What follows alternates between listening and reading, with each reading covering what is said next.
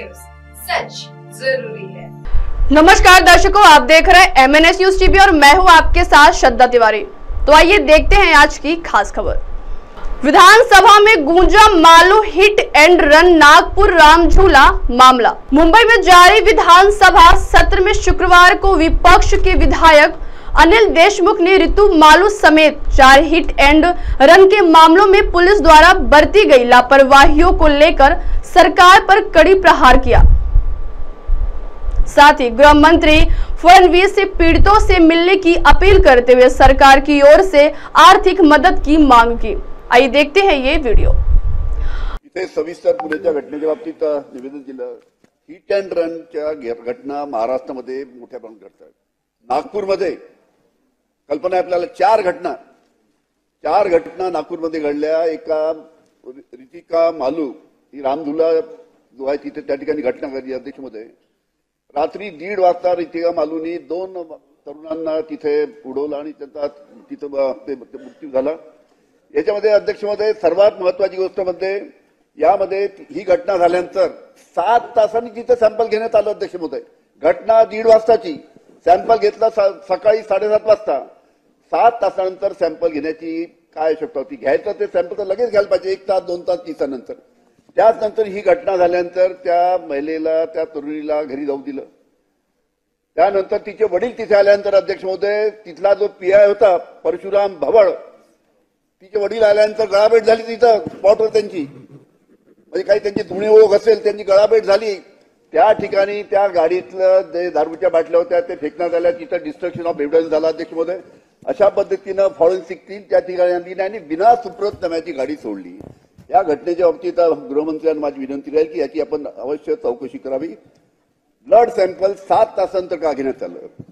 त्याचबरोबर अध्यक्ष महोदय या ठिकाणी एक ममता आदमाने या 2 तरुणी फिरायला चालल्या होत्या, त्यांना ओला गाडी उडवलं। 20 दिवसानंतर त्या ड्रायव्हरला पकडलं।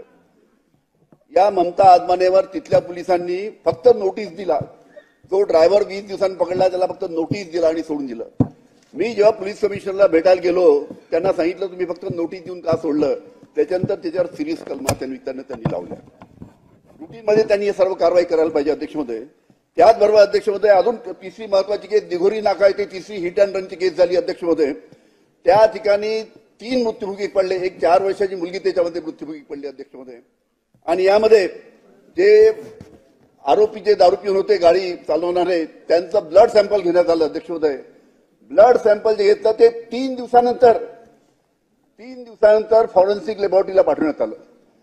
आणि ते सुद्धा जेव्हा पत्रकार तिचे जे क्राईम ब्रँचचे पत्रकार आहेत त्यांनी कमिशनरला विचारलं की ब्लड सॅम्पल गेलं का? तर कमिशनरला गेलं रिपोर्टला, पण जेव्हा चौकशी केली तर 3 दिवसानंतर तिथले ब्लड सॅम्पल तिथले जे PI होते विजय दिघे यांनी ते ब्लड सॅम्पल आपल्या डिकीमध्ये ठेवलं आणि विसरून गेले।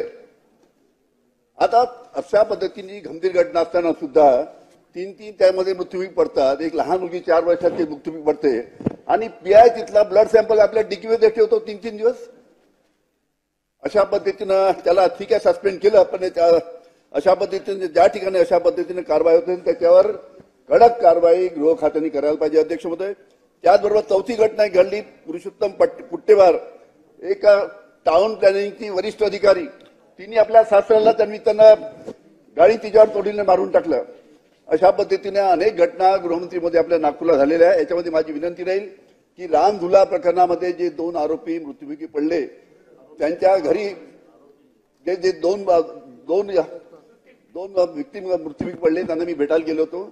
त्यांनी आपल्याला एक पत्र पाठवलं आहे आणि त्यांनी सांगितलंय की आम्हाला गृहमंत्र्यांनी भेटायची वेळ द्यावी। मी आपल्याला विनंती करेन की त्यांना भेट देऊन त्यांचं ऐकून घ्यावं। नंबर 2 ममता आदमाने जी आहे तिच्या मी घरी गेलो होतो भेटायला अध्यक्ष महोदय। ती अतिशय गरीब आहे, 2.5-3 लाखाचं तिच्यावर बिल आहे। मी आपल्याला पत्र लिहून 15 दिवसांनी पाठवलं की कृपा करून राज्य शासनाच्या माध्यमातून ममता आदमाने यांना मदत करावी, ती सुद्धा मदत आपण करावी अशी आपल्याला विनंती करतो। अब आप हमारे न्यूज चैनल को आपके मोबाइल पर भी देख सकते हैं। मोबाइल ऐप पर देखने के लिए प्ले स्टोर से MNS news TV app download करें। इंस्टा, हाई, ट्विटर जैसे कई सोशल मीडिया प्लेटफॉर्म पर हमारा चैनल उपलब्ध है। आप इस YouTube पर भी देख सकते हैं, आप इसे लाइव भी देख सकते हैं www.mnsnewstv.com पर। अब वक्त तो चला है दर्शकों ब्रेक का। ब्रेक से लौटने के बाद देखिएगा देश और दुनिया की तमाम बड़ी खबरें। बने रहिए एमएनएस न्यूज टीवी पर। नमस्कार।